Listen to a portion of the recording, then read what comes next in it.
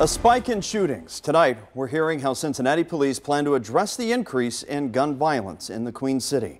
Good evening, everyone. I'm Craig McKee. And I'm Tanya O'Rourke. Cincinnati's police chief says deadly shootings are actually down.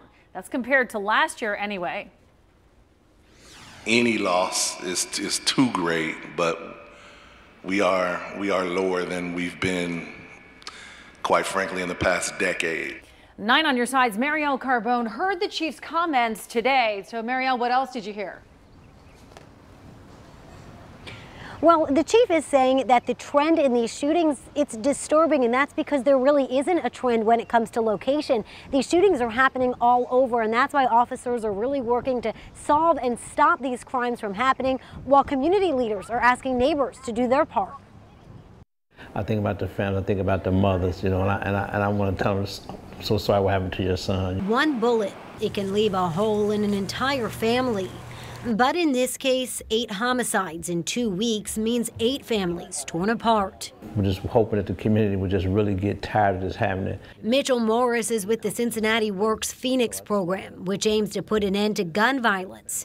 He says it's up to the community to say enough is enough. So when the community gets real sick or tired and say, listen, we're going to put our foot down and we're not going to allow this anymore, we're trying to save our babies.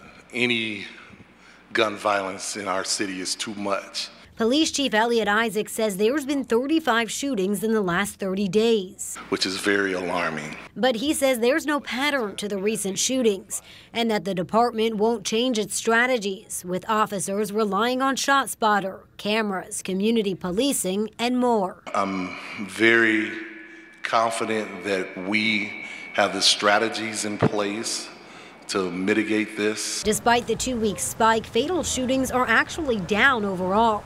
The chief says so far this year there have been 22 homicides. That's 9 fewer than this time last year. Still, Morris hopes more dialogue can lead to change, and that 3 simple words can shrink the holes gun violence is creating. We need to let the people know I ain't got to look like you in order to love you and give you help. So I tell everybody when we're out there, man, that we love you and we're here to help you. And Morris, he'll actually be out in Mount Airy tomorrow night talking to people. That's one of the locations of last week's fatal shootings. So he'll be talking to them about different programs they can get involved with to help keep them away from this recent violence. Reporting live in East Price Hill, Marielle Carbone, 9 on your side.